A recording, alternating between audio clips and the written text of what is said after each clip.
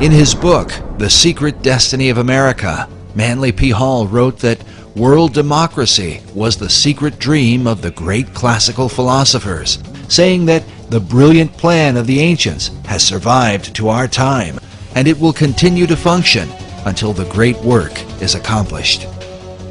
Many researchers believe this great work is the secret behind the wars and rumors of war America has been involved in through the 20th century, right up to the present day. Could this plan of the ancients to establish a world democracy be the real hidden agenda of secret societies? And was this ancient plan echoed in the 2005 inaugural address given by President Bush? When our founders declared a new order of the ages, they were acting on an ancient hope that is meant to be fulfilled. The occult is working at the highest levels of our society, using the military and financial power of the United States to bring about this one world state. And the President has spoken openly about it, how the purpose of the United States is to bring democracy to the nations of the world. Where did this become the function of our nation, to bring democracy to the world? You only need to read the writings of Manly P. Hall, where he tells you that for 3,000 years, secret societies have been working to bring democracy to the world. You read President Bush's speech, before the Association on Democracy, the National Association on Democracy. He tells you for 2,500 years, people have been working to bring democracy to the world. Yet the ancient philosophers recognized that a true democracy could only be achieved by a society of perfected men. The perfected men would be comfortable in a true democracy. And probably a true democracy cannot emerge until there is enough of such human beings in the world that can take over the government of man. It will be that kind of leadership. It'll be like Plato's vision of the philosopher king, the man who has wisdom and the man who has power. Democracy has the occult promise of a fair world to live in.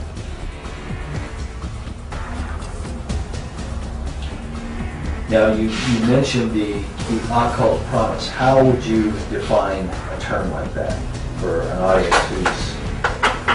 Well, probably define that term by saying that promise is explain the word occult. Well, it's obscure. It's hidden, not visible to the normal eye. So an occult promise is something that is inherent, but only visible to those who have that inner vision. So a fair world is a kind of occult promise at the heart of democracy. But is this occult promise part of America's Christian heritage? And if not, could this account for why the many symbols that adorn America's capital city come not from the Bible, but from the ancient mystery religion? And if America were really, truly a Christian nation, what would all of these mythological characters be in our city? Certainly the Christian influence was very strong. From the Christian point of view, we were formed as a Christian nation. But from the occultist point of view, and those associated with astrology and the ancient mystery religions, America was, of course, and Washington, D.C. was to represent their position. So you've had the two forces, in America ever since its formation. While it seems that most of America's leaders have upheld Christian ideals, their reason for doing so is often questioned. If they were Christians, why would they erect monuments to pagan gods and goddesses? And if they were pagans, why confess to Christian ideals? Manly Hall suggests the reason may have been one of self-preservation. He argues that because of the persecutions of organized religion in the Old World, the secret societies employed even greater methods of secrecy to protect their occult philosophies, making themselves sound as though their beliefs had to do with Christianity, which was the dominant belief in Europe, and eventually America. He says the pagan intellectuals reclothed their original ideas in a garment of Christian phraseology, but bestowed the keys of the symbolism only upon those duly initiated and bound to secrecy. It is for this reason that all secret societies have an initiation process whereby members are bound by blood oaths not to reveal the secrets of the order. A chief factor that contributes to confusion about the beliefs of America's founders is the presence of Rosicrucianism. The Rosicrucians are a mystical, arcane society that played a major role in the development of Freemasonry. The rose and cross, which symbolize the society, are also the source of its confusion. The rose is the symbol of secrecy and represents the pagan mystery religions, while the cross symbolizes Christianity. Rosicrucianism is when the two are combined. Because of this, one can begin to understand how a man like Charles Thomson could be famous for his English translation of the Old and New Testaments, and at the same time approved the design of the Great Seal for the United States with the all-seeing eye of Horus floating over an Egyptian pyramid.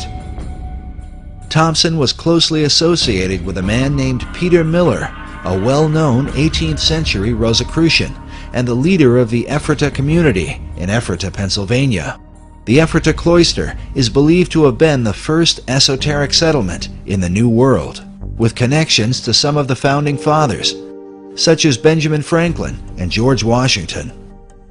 The early Ephrata movement clearly held mystical beliefs, even driving stakes into doorways to ward off evil spirits. We now know for certain that they were Rosicrucians.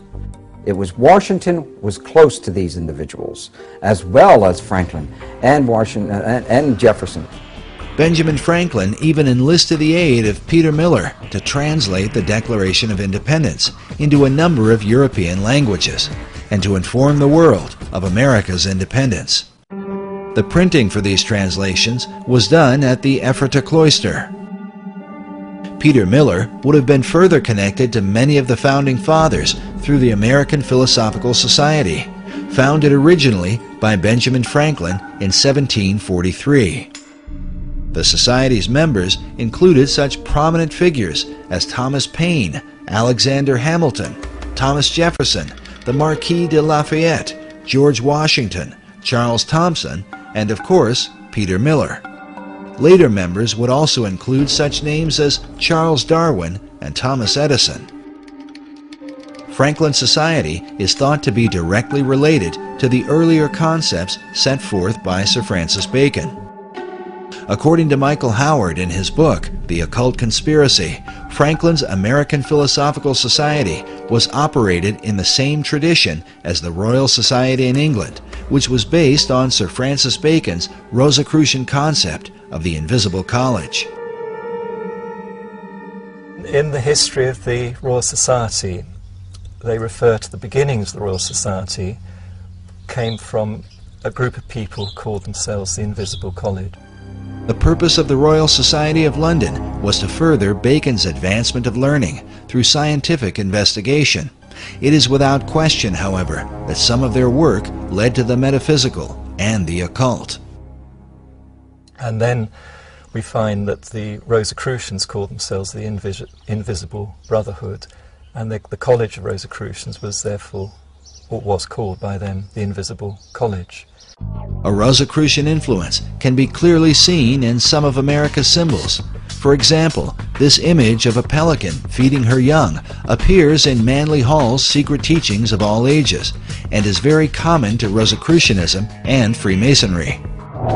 Now notice the Great Seal for the state of Louisiana. This particular replica is found inside the inner corridors of the U.S. Capitol. The Temple Church in London is a well-known Knight Templar church. Here we can see that the golden rosy cross can be traced back to the mysterious knights. Now, notice the art surrounding the shrine. how a series of squares are shown with red and golden roses in the midst. The shrine opposite has a variation of the same design.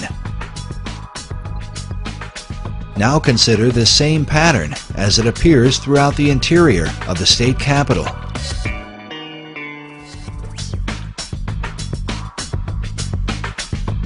Inside the old Supreme Courtroom, and in various forms throughout the Library of Congress.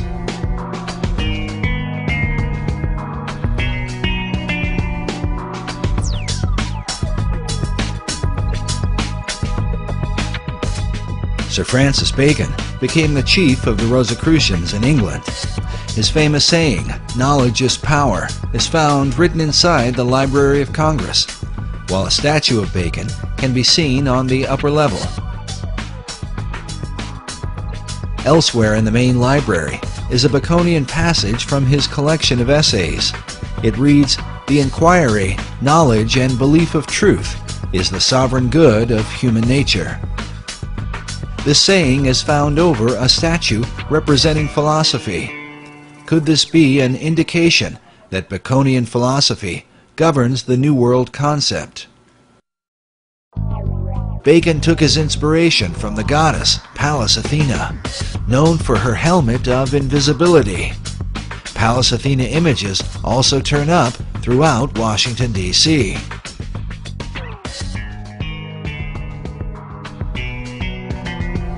The Virginia State Seal bears the image of Athena with her foot upon a fallen king whose crown is cast aside. The word Sic Semper Tyrannis, thus always to tyrants, written beneath. To the Romans, Athena was called Minerva. This painting of Minerva can be found in the Great Hall of the Library of Congress. At 15.5 feet high, it is the most imposing image in the room. Notice she holds a spear that comes like a ray of light from the sun, with a traditional helmet of Athena at her feet. This particular work was done by 19th century artist Elihu Vedder. Vedder was known as a symbolist painter whose style was part of a movement that can be traced to France during the 19th century and an art house called the Salon de la Rose-Croix. Yes, they were a group of Rosicrucian artists known for promoting symbolic and often bizarre imagery, some of which, like the image of this satyr, seems to be repeated inside the Library of Congress.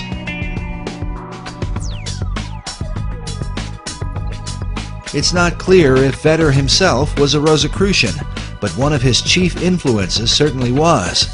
William Butler Yeats was a prominent member of the Golden Dawn, a Rosicrucian secret society. Yeats, along with Irish mystic William Blake, are said to be two of Vedder's leading inspirations. Vedder's own occult themes are filled with haunting, esoteric imagery, like this work, which is called The Cup of Death. In addition to Minerva, Vedder was commissioned to do a series of paintings illustrating government, which can be found at the east end of the Great Hall in the Library of Congress. Now let's look again at this image from the Salon de la Rose-Croix. It pictures Leonardo da Vinci on the right, dressed like Joseph of Arimathea, whom occultists believe was the original cupbearer for the Holy Grail. Beside him is Dante Alighieri, dressed as a Knight Templar. By now, most people are familiar with Da Vinci's arcane background thanks to Dan Brown's Da Vinci Code. Most are also familiar with Dante's Inferno, representing the many circles of hell. But according to Michael Howard, Dante was no ordinary writer. He was in fact a Rosicrucian Grand Master who wove Rosicrucian philosophies into his writings. Masonic philosopher Albert Pike wrote that it was Dante who first publicly expounded the symbol of the Rose Cross, something partly seen in William Blake's sketch of Dante's Paradise, with a cross in the center. But now look at this drawing done by famed artist Gustave Doré. The title of Doré's illustration is, quote, "The saintly throng in the form of a rose."